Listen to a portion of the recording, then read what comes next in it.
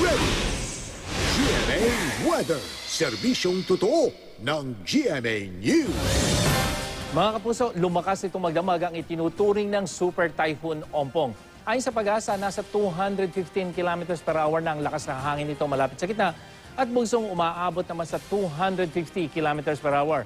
Mula Enero 2014, ito na po ang pinakamalakas na bagyo sa PAR at posibleng maging sa buong mundo. Pero kung ikukumpara, mas malakas pa rin ang bagyong Yolanda na umabot sa 275 km per hour ang bugso ng hangin nito.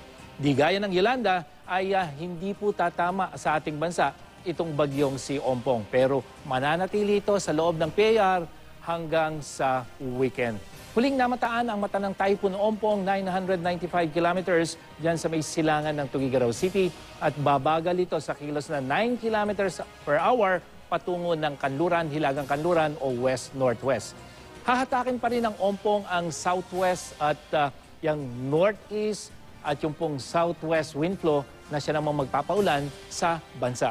Bukas katamtaman hanggang sa minsang malalakas na ulan ng asahan dyan sa probinsya ng Palawan at sa buong Visayas base sa datos ng The Weather Company. Uulanin din ang Kalakhang Mindanao, lalo na ang northern section nito at asahan naman ang mahinang ulan dyan sa Bicol Region at sa Central Luzon.